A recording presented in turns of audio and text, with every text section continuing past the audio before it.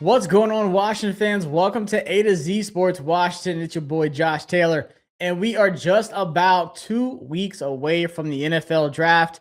And I love hearing those words come out of my mouth. And we're starting to see some players really be linked to these teams in the top 10, with obviously the Commanders picking at number 7 overall. Things depend on really how much the board falls to them leading up to their pick. So I thought this would be a perfect time to go through, of course, a very controversial subject of who I think are the top options for the Commanders at number 7.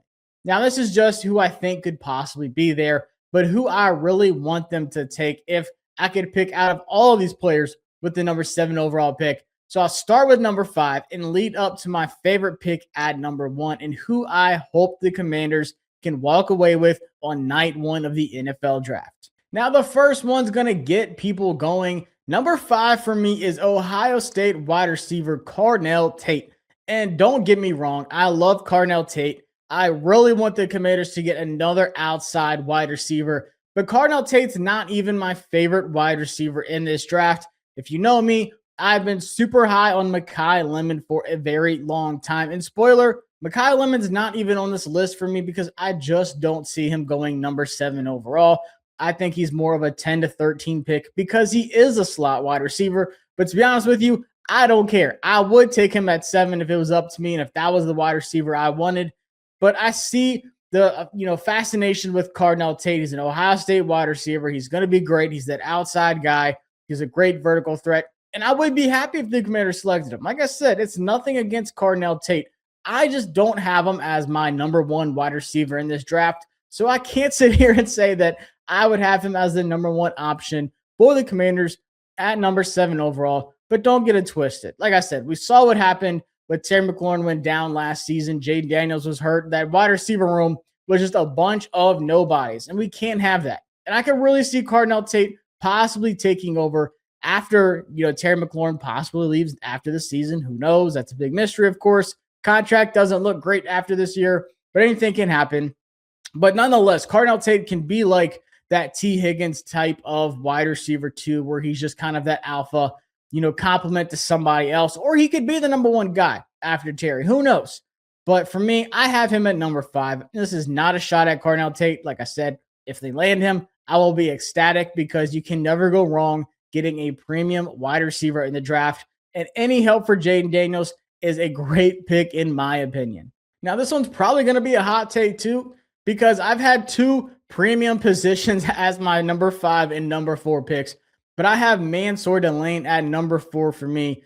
And I love Mansor Delane once again. I think they need another lockdown corner. I don't feel good about that situation. I personally don't trust Mikey Samerstill. No shot. It just has not been good outside of his interceptions. Gave up the most catches and the most yards last season as a corner. I'm on the borderline done with the Mikey Samerstill experiment. If things don't work out this season, they need to move on. But nonetheless, they have to add another corner. But I'm looking at corners at 71. I like a Malik Muhammad, maybe a Keontae Scott as a nickel, maybe a Dalen Everett. I like those guys. And once again, for me, I don't know if Mansor Delane is the number 1 corner in this draft. Just because Jermon McCoy had his injury, that's the only reason Delane got instantly bumped up to McCoy. So this is the problem I have with the draft. Things stand a certain way after the season, and then, of course, things shift majorly over the last few months. And then, of course, leading up to the draft, things shift again. Just like Jordan Tyson was the clear number 1 wide receiver of this draft for the entire college football season until the very end where he had a little hamstring injury. Then everyone said, you know what, I'm out on Tyson. Drop him to the 2nd round, whatever. Cardell Tate's the guy. Same thing with Mansor Delane. People thought Delane was a really good corner, had him in the middle teens. But they had Jermon McCoy as the number 1 corner, and I'm still standing by that. He showed that he's healthy at his pro day that he did. I trust that McCoy is the clear number 1 corner because his film does look better than Delane. But once again, I'd be happy if they got Mansor Delane, but I don't see him being the pick at number 7. But I still think the Commanders have to find another corner because I don't like that cornerback room right now. But for me, Mansor Delane, number 4, once again, not a shot, but I have 3 other players above those 2. Now, this might be the hottest take of them all because I had to put Caleb Downs at number 3. I know that's surprising. He was so close to being my number 2 pick, because I do think he's one of the best players in this entire draft. And I don't care about position value as much as other people, and you'll see that here in a second. But when I look at Caleb Downs, he is an eraser on defense, and I absolutely hate the Commanders' safety room more than anything. I love Nick Cross. Well, Harris, he's just there for me, whatever. But outside of them, I hate this safety room more than any other position group for the Commanders. They have to add another safety. And I love Caleb Downs. I think he would take this defense to the next level. But I did have two players above him because I think that they can have a much bigger impact in their rookie season and, of course, moving forward. But with that being said, if you can leave the draft with Caleb Downs, so be it. Go ahead and take them. I'm all fine by that. They need a blue chip prospect on the defense, and I think Caleb Downs is that guy. Once again, this has been wildly known as a very not good draft. This is a low quality draft. So your main thing is you better leave with something good in that first round. And Caleb Downs, I don't care if he's a safety, if he's a water boy, if he's the guy running the football on for kickoffs. I don't care. He's a blue chip prospect, and he could absolutely be one of the best players out of this draft, and I think he will be. Other players are going to take, or other teams are going to take some tackles and maybe a edge rusher that does absolutely nothing. People are trying to talk themselves into Reuben Bain with his short arms, whatever. Cardell Tate, I don't think he produces as much as Mekhi Lemon. Mansor Delane, I think he's going to be good. I think McCoy could be better. So you just have a lot of unknowns in this draft. Did it just magically turn into a really good draft over the last 2 months? This is a bad draft. Teams say so. Scouts say so. The national media says so. Everyone knows that this is a down draft. Everybody's thinking about 2027. So if you can leave with Caleb Downs, then do it. But for me, I had him at number 3 because I like these next two players just a little bit more for Washington with their impact. At number 2, surprise, surprise, I have Sonny Styles, the linebacker out of Ohio State. And this is going to shock a lot of people, but I think he is the absolute best fit for the Commanders with that defense. If Durante Jones had to create a player to fit in his scheme that can cover at a high level, who is a sure tackler, who is a high-level blitzer and can do it all from anywhere at his position, it's Sonny Styles. He would literally pop him out of a lab, and, he'd be like Captain America coming out of the little crypto tube after many years. Sonny Styles is a unicorn. He is a Captain America. He's a freak athlete. He's bigger than expected, 6'5". Tore up the combine, high relative athletic score. He's everything they're looking for. They love Sonny Styles. They showed him a ton of interest, had a top 30 with him. And I know they have Frankie Luvu. I know they just signed Leo Chenal as well. But sorry, Jordan McGee, I would put Sonny Styles on the field every single play. And Jordan McGee might just have to wait his turn. Just because you got Leo Chenal doesn't mean you don't sign or you don't draft Sonny Styles. I think he's the perfect fit. They need somebody in the long term, in addition to Leo Chenal, that can take over that position. He only missed 2 tackles in the whole season, and they didn't come until the college football playoffs. He didn't miss a tackle until the postseason got there. I'm telling you, I don't care. He plays linebacker. Some people have, Jamin Davis PTSD. Some people see Isaiah Simmons. I don't. I see Fred Warner. I see Fred Warner more than I see any of those other busts that came out that were kind of these special athletic unicorns at linebacker.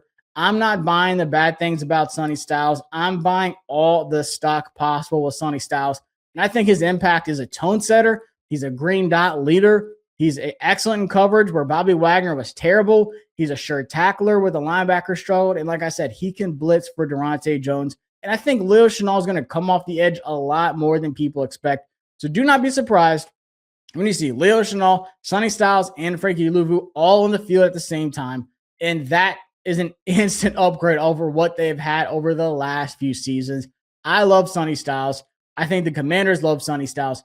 And Durante Jones might have tears of joy if they actually pick Sonny Styles at number 7 overall, which is kind of getting a lot of extra steam as of lately. But he's not number 1, and there's one guy that had to take that spot. Number 1 is Jeremiah Love, because I think he is the best player in the draft. Not arguably, not, he can compete with Caleb Downs. I think Jeremiah Love is the one sure prospect in this draft. Like I said, this is not a quality draft. So if you can get a future Pro Bowler, a future all-pro caliber player, I don't care what the position is, you do it. And they do have a need at running back. I know they added Rachaad White, and honestly, I'm probably higher on Rachaad White than anybody watching this video. But Bill Krosky-Merritt is the only running back under contract after this season. So they need a long-term solution. And once again, I love Bill Krosky-Merritt. I thought he was great as a 7th-round rookie, but he had a lot of fumbles. He's not good in the receiving game, and he's terrible in pass protection. So his role is very limited. They need somebody like Jeremiah Love. And can you just imagine a backfield with Jeremiah Love and Jayden Daniels? Jeremiah Love wasn't just one of the flashiest prospects in this draft, but one of the most productive. All the touchdowns, all the yards that he's racked up over the last 2 seasons, almost 2,500 yards on the ground, double-digit touchdowns every single season. Jeremiah Love could have won the Heisman either of the last 2 seasons, to be honest with you. I love what he brings to an offense. I think this running game is super important, and he's more than that. I think he could be a much bigger receiving threat than people realize, but he's also great in pass protection. He's going to do it all for you. He's going to run routes better than expected. He's going to be downfield more than you think, but it doesn't matter if they're running some kind of inside zone, outside zone, or even do a little bit of gap blocking. Jeremiah Love can thrive anywhere on this offense, and I think that he would be a home run pick at number 7 overall if he falls. Of course, the Tennessee Titans are kind of being linked to him. The Cardinals at 3 are starting to be linked to him now. So him falling to number 7, I think it's becoming less likely as we get closer to the draft, because I think teams really are realizing, hey, he is the best player on this draft. Let's not overthink it. Let's get our Bijan Robinson, our Jahmyr Gibbs type of player.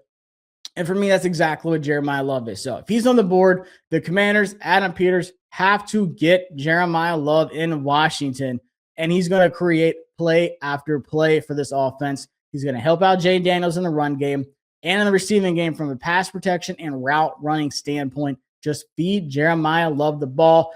I don't care if Terry is the only wide receiver on the team next year. Jeremiah Love can help pick up some of that slack and have, I'll say this, if Jeremiah Love's on the Commanders next year, he might get Offensive Rookie of the Season. Don't roll that out. So those are my top 5 picks at number 7 overall for the Commanders. But of course, we have to sit back and watch how the board falls, which is painful. You have no idea what's going to happen. We were surprised when we saw Michael Penix Jr. go off the board early.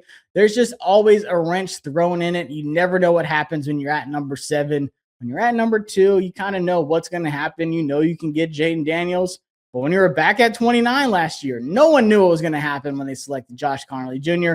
But 7 is an interesting spot because they're going to have a tough decision to make. So hit that subscribe button, hit that thumbs up as well, and drop in the comments, what difficult decision would you make with that number 7 overall pick? And who are you hoping that Commanders take there on draft night?